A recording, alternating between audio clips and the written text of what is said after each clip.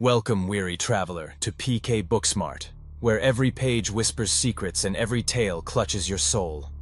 Tonight, we delve into a story of two unlikely heroes, Kevin and Keith, outcasts in a world that already seemed cruel, who find themselves at the center of an unimaginable nightmare. They thought their greatest battles would be fought in the realms of fantasy, rolling dice, flipping pages, and battling imaginary monsters. But what if the monsters weren't imaginary? What if home, sweet home, became a feeding ground for the flesh-hungry undead?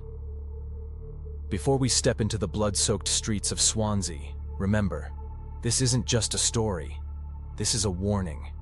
Because when the dome comes down, there's no escape. If you're brave enough to journey with us, don't forget to like, follow, and subscribe to PK Booksmart. Your support keeps these dark tales alive, just like them. Now turn the page, let the nightmare begin. Kevin and Keith were used to being outcasts. In their small, football-obsessed town of Swansea, South Carolina, they were the nerds who didn't care about sports, chasing girls, or fitting in.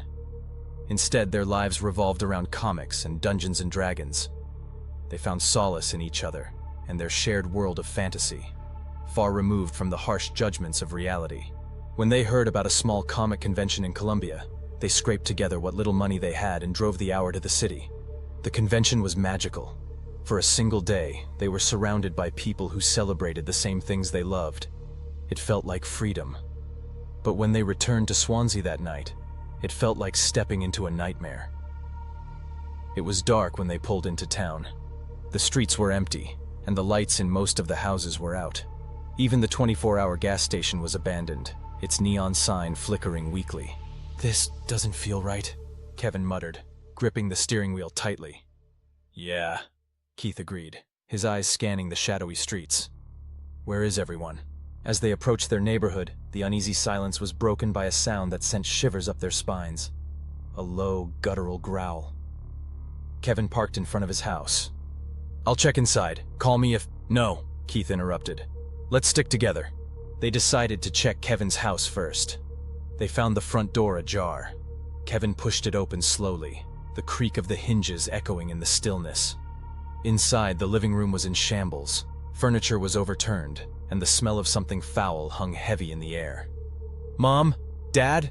Kevin called out. From the kitchen came a wet, slurping noise.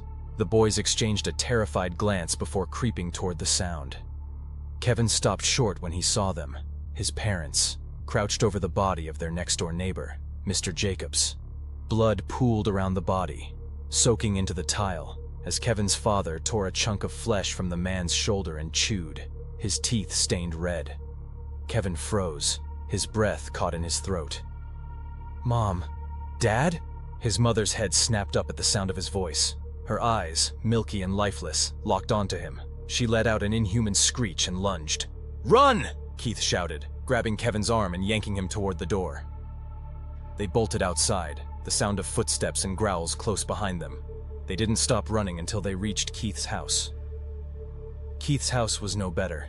The boys entered cautiously, clutching makeshift weapons, an old bat Kevin had found in the garage and a crowbar Keith grabbed from his porch. Inside, the scene was the same. Furniture in disarray, blood smeared across the walls, and the unmistakable stench of death. "I need to find my parents," Keith said, his voice shaking. The two of them crept through the house, the floorboards creaking under their weight. They found Keith's parents in the backyard, hunched over what was left of their neighbor, Mrs. Harris. Her body was torn open, her intestines spilling onto the grass. Keith's mother turned, her jaw hanging unnaturally low, blood dripping from her mouth. She let out a guttural snarl and lunged at her son. Instinct took over. Keith swung the crowbar with all his strength, the metal connecting with her skull with a sickening crack. She collapsed to the ground, motionless. Keith stood frozen, staring at the body of his mother.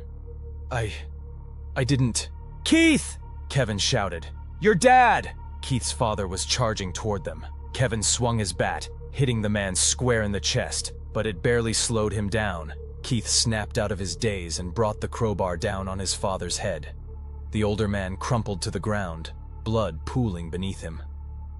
The boys stood in the carnage, their breaths coming in ragged gasps. the smell of blood and death filling their noses. "We have to get out of here," Kevin said, his voice trembling. "This whole town's gone." The boys ran through the streets, their weapons slick with blood. Swansea had become a war zone.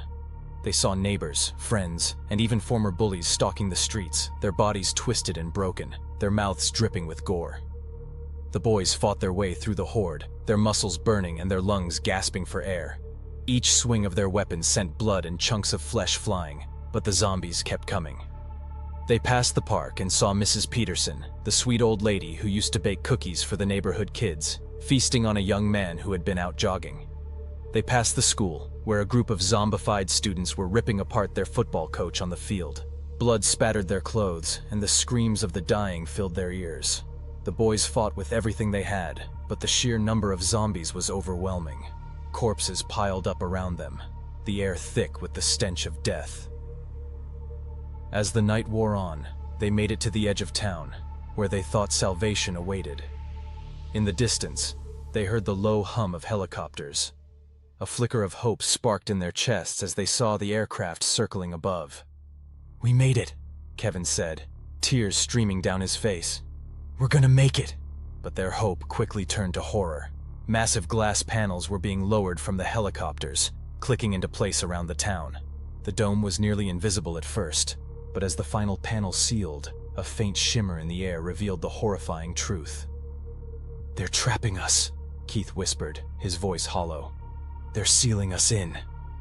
"No," Kevin said, pounding on the glass. "We're not infected. We're not like them." The helicopters flew off, leaving the boys trapped inside with the undead. Behind them, the horde was closing in, their snarls growing louder. "We're not gonna die here," Kevin said, gripping his bat. "Not like this." Keith nodded, raising his blood-stained crowbar. Together they turned to face the oncoming horde, ready to fight until their last breath. Above them, beyond the dome, the world carried on, indifferent to their struggle. And so, the dome sealed their fate.